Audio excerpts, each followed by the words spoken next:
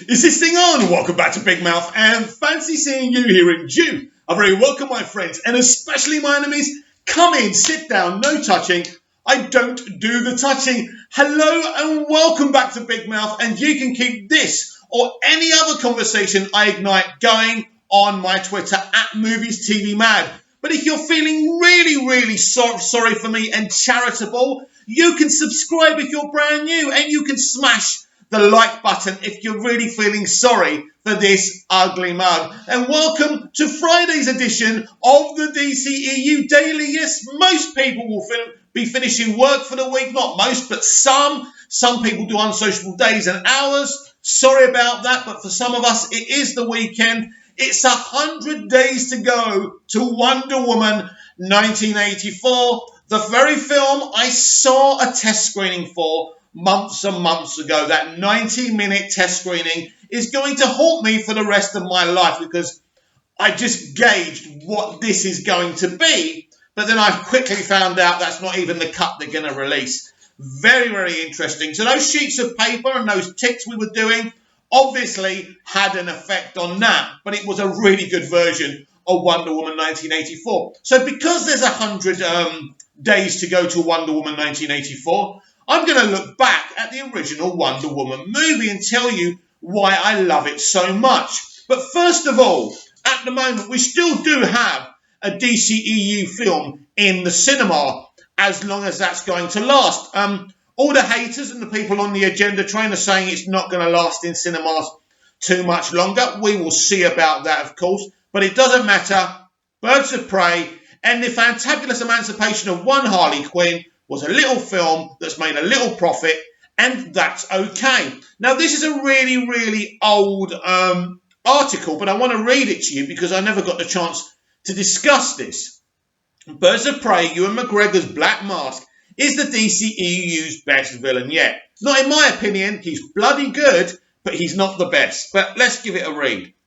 Ewan McGregor's portrayal of Roman Sinios, aka Black Mask, in Birds of Prey, and the fantabulous emancipation of one Harley Quinn is the best villain performance in the DC Extended Universe thus far. Although Birds of Prey isn't setting positive box office records, it's really funny, isn't it, that everything has to break box office records and a film just can't make a little profit. But this is the era, the atmosphere and the environment we're living in. It has, at the very least, broken the creative mould of its DCEU predecessors. One of the prime examples of this is through the inclusion of the evil Black Mask, who is without a doubt the most solid bad guy this DC universe has seen up to this point. That simply isn't true. He's brilliant. I love Ewan's performance. Black Mask is awesome, but he isn't better than my favourite villain, which we'll talk about after this article. Roman Sinios, or however you say his name, alter ego, has seen many different incarnations since his arrival to the pages of DC Comics in 1985. Most often, he has been characterized as a crime boss and one of the most powerful in all of Gotham City. At that, he's often estranged from his family in some capacity or another, which drives his desire to become rich and powerful. As a way to get back at them, the version of Black Mask in Birds of Prey takes some core elements from the comics and weaves them into something very unique. The direction that has been taken with Sionis, right? Is that? Oh, forget it. Character was one of the standout parts of Birds of Prey, and even the DCEU as a whole. Some creative liberties were taken, unsurprisingly, in order for him to better fit the narrative. And this may not be for everyone. At the very least, though, his performance was incredible. So much so that he immediately finds himself in the running as one of the best villains in the continuity, unlike anything seen before. Oh, look at this header they've got here. The DCEU has struggled with its villains. Actually, the DCEU hasn't struggled with its villains. And if you want to focus on a franchise that's freaking well struggled with its villains, go to the MCU. Jesus. Up to this point, the DCEU has had something of a villain issue. No, it hasn't. Though Shazam and Aquaman worked to an extent to turn this trend around with Dr. Sivana. I like Dr. Sivana, by the way. And Ocean Master. I love Patrick Wilson's performance as Ocean Master, but they didn't solve a problem because it wasn't a problem to solve. They both had their merits for sure, but but were just on the cusp of being interesting rather than being wally memorable bad guys. Well, that's your opinion, isn't it? The same goes for Ares in Wonder Woman, who was a big reason for the movie's weaker final act. Right, we are going to talk about that. We are going to talk about that. You know me, guys and girls, I don't believe that final act was weak, but they're weak for saying it's weak. There's no way that final act is weak. And actually, Ares is a great villain. For Wonder Woman, the first Wonder Woman movie isn't about the villains. It's about Diana's journey. That's the whole point. But let them carry on.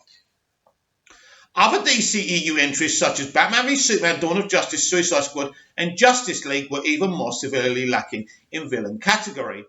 I liked Lex Luthor, by the way, anyway, and I liked Doomsday. Anyway, there's all one-dimensional. One-dimensional! How is Lex Luthor one-dimensional and lacked any kind of unique aesthetic? Nonsense! Where are we? At least in a good... Oh. So basically, 1 minute they don't have an aesthetic, but at least in a good way. So they did have an aesthetic, you just didn't like it. Doomsday was bland. No, he wasn't. Enchantress and Incubus were undeveloped. Right. Enchantress, right, wasn't a deeply villain. She was just a threat. And a good solid one at that. Because again, that wasn't about the villain, that film. It was about the team and the group. Anyway. And Steppenwolf was not all a proper foe for the Justice League. Even Jesse Eisenberg's Lex Luthor was baffling in terms of portrayal and appearance. No, he wasn't. He pretty much was obvious what he was doing and what his motivations were. They wound up doing more bad than good in the films they featured in. That's down to your opinion. It's not a universal fact. Thankfully, Birds of Prey's central villain has changed the game in regards to bad guys in the DCEU. And the foremost Black Mask is interesting in regards to his personality and backstory. He has been established as a narcissist who can't take criticism. Ooh, maybe he should join Twitter. He claims to despise his family, and yet everything he does is to prove to them that he's a strong-armed businessman. He's insecure on the inside, yet feigns confidence on the outside. He has layers which most of his counterparts in the DCEU do not. He has layers, but they do have layers as well. Anyway, look, nothing's perfect. Nothing made by human hands is perfect. Some villains are stronger than others, and that's okay. But we live in an era and an atmosphere now that one thing, if we see one good thing, we have to go back and criticize another thing. As an accessory to his personality, Black Mask is a visually interesting person, despite the fact that he's not a superpowered being. His flamboyant outfit, from his patterned dress shirts to the RS initial gloves, are a perfect reflection of his insatiable need to be the centre of attention. Also, his fixation upon masks and collecting them is further indicative of the man he is on the inside. Masks hide whatever is beneath them, which is a fitting allegory for what Sionis, why can't I just say his bloody name? I can't. Sorry, I'm stupid. Is doing with his lack of self-esteem at any given time. He is complex and draws the viewer in stealing the spotlight more often than not. His pairing with Victor Zsasz only aids in making him a more intriguing presence in the film. Ewan McGregor pulls off every trait that makes up Roman Sionis and the person he is beneath his Black Mask persona. Black Mask, unlike the Joker and many other DCEU villains before him, adds to the film and the heroes of it as opposed to detracting from them. Nonsense. You're talking nonsense. There's a lot. Basically, why can't you talk up something you like without putting down something else? This is the era we're in. I hate bloggers, I really do. There's a lot that future DCEU movies can take note of in regards to how they set up their villains. It takes more than a scary face and some vaguely threatening superpowers to make a good bad guy. Shut up. Sometimes all it takes is a personality that gets under the viewer's skin, and more than one angle from which the character can be understood. There are some great DC villains at WB's disposal, and their grey CGI monstrosities of years past are not cutting it. And have you noticed something in it? If anything's CGI, it's put down. Nothing should... Shut up! You don't know what you're talking about. Believe it or not, it might be in the best interest of the future DC films to rethink their strategy. Why don't... Please, stop! Black Mask worked because Birds of Prey brought him to a surface level. He wasn't big or imposing, but he felt real, even if he was, of course, a comic book villain. He had charisma that made him feel like an individual with a functioning brain. He was cunning, arrogant, yet clearly broken on the inside, which drove his actions. Simply put, Sionis was well-rounded, which made him such a strong antagonist. Ewan McGregor pulled off his pompous attitude impressively, which made his portrayal all the more believable. Though he met his demise at the hands of Cassandra Cain at the end of Birds of Prey, the version of Black Mask will be fondly remembered as a breath of fresh air in the franchise. McGregor has rewritten the code for what it means to be a villain in DC movies, bringing a level of corrupt humanity that left the viewer wanting more. For as determined as he was a force to be reckoned with on screen. If Warner Bros. Was smart, they would see this and begin to treat their antagonists with more depth and development, like what was seen in Birds of Prey. As it stands, it's difficult to dispute how good Ewan McGregor's take on Black Mask was at being bad. Right, this argument about Wonder Woman in the third act, let's kick it into touch right now. The third act is beautiful, compelling, and dramatic because it's not about Ares. It's about Diana. It's the moment she chooses love. The man that she's only known for a little while. The man she's fallen in love with has just sacrificed his life. She's angry. She's looking at Dr. Poison. Will she kill her? Ares is messing with her, manipulating her, and she chooses love. That final act is beautiful. It's not about Ares or anyone else being a really good, deep, ledger type of villain. It's not about that.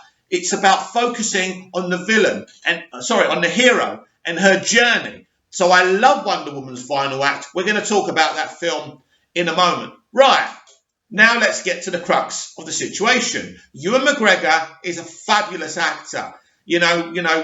Trained in the UK, where I was trained in the UK, I was trained at RADA. That is the best place. UK, England is the best place to train as a performer. Better than America, anywhere else. That's why our actors are the absolute best. And most of the time you're seeing these British actors playing Superman, Spider-Man. Not at the moment, but we've had it, haven't we? Now, the best villain in the DCEU is not Black Mask. He's very good. He's very good. And if you haven't seen the film, go and see it and you'll see how spectacular. Most of the things that this guy says about Black Mask are spot on, right? Actually, should we have a look who wrote this? I've got a feeling... Oh, Shane O'Neill. I could have swore it was going to be a feminist or a woman or something. Never mind. We'll get back to that. So, yeah, the best villain in DCEU history is General Michael Shannon's General Zod. And you talk to me about depth and range. It's all there. This guy was once the hero of Krypton, Krypton's protector. And he's absolutely had enough how it's run. This planet is going down the drain. This planet was amazing. It ventured around the universe. It had settlers on other planets. And then they gave up all that to have the repopulation kind of rule, where instead of having natural births, they actually cloned their people. Right. Zod basically decides, that's it. I've had enough. It's time for me to try and save this planet.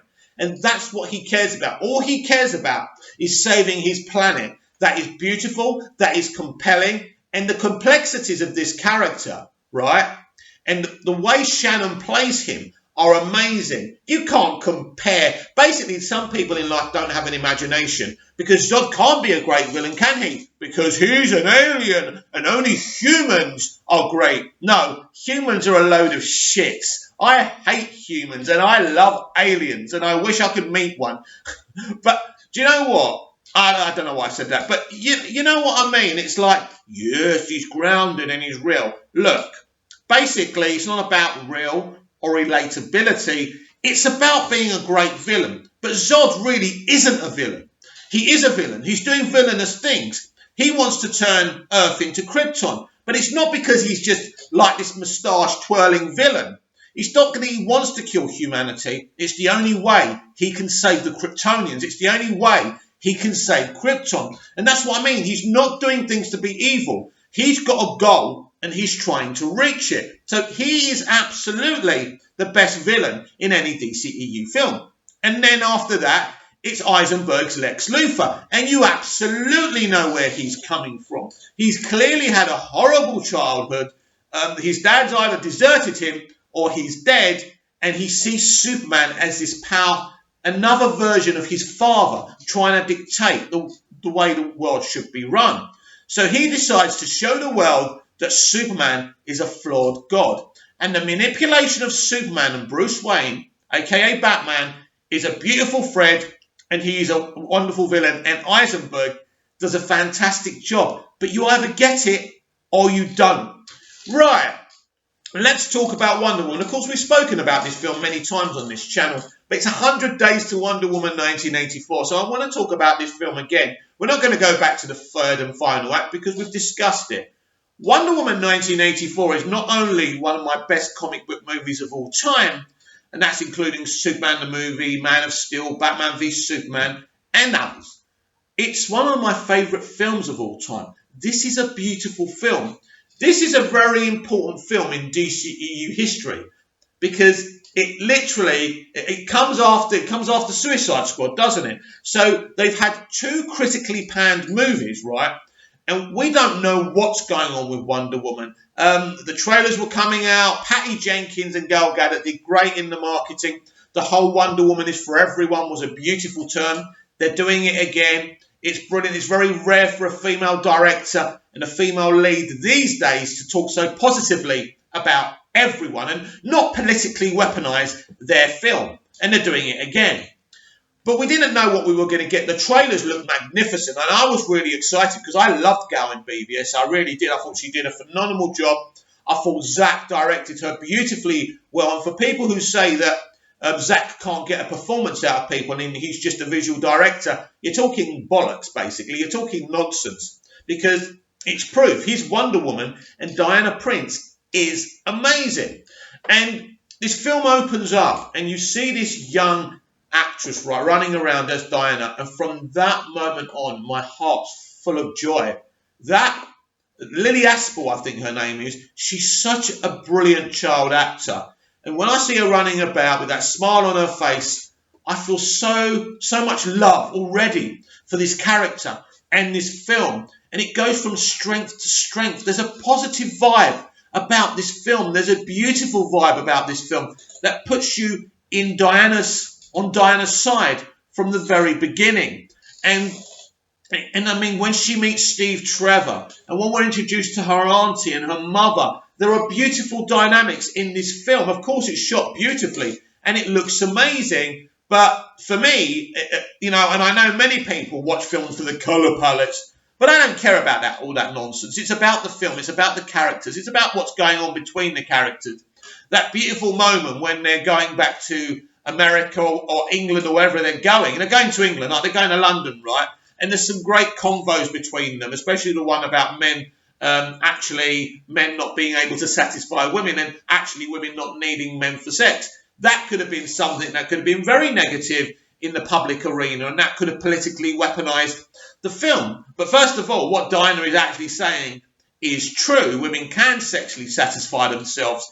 That's the truth. I don't want to get into that conversation, by the way. I think I'd probably get the video deleted, wouldn't I? But it really is a brilliant film. And I like Ares. I think he's really well played.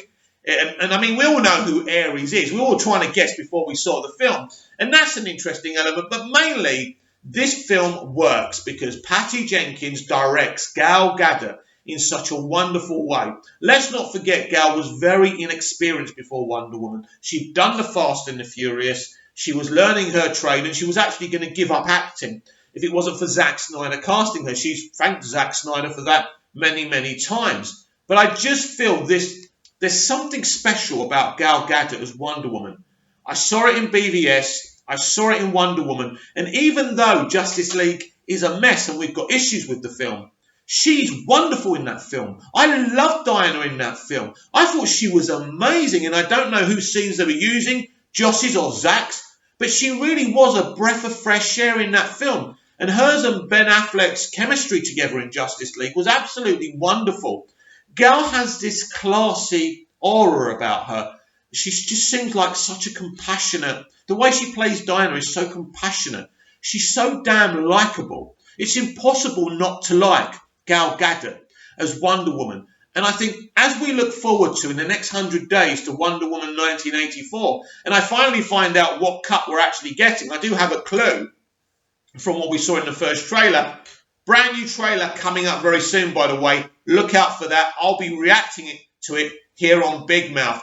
But what do you think? Do you think Black Mask is the best villain in DCEU history? Because I don't, and I'm sure most of you would agree with that. He's a damn good villain, though, and that's why I love Birds of Prey. Just one of many brilliant elements about that film. If you haven't seen it, you should go and see it, because it is, look, it's a good little film. It isn't the best ever, but it's certainly a great entry into the DCEU pantheon. And are you excited that Wonder Woman 1984 lands in cinemas everywhere? If the coronavirus doesn't kill us first, that is. Got a joke about these things, haven't you? So please, coronavirus, don't kill me or anyone else who loves these films, because we've got so much to look forward to. So please smash a like on the like button. Please subscribe if you're brand new. Even if you don't like the videos, just feel sorry for me. Come on, I'm pathetic. I'll see you tomorrow with even more DCEU Daily. I can't wait.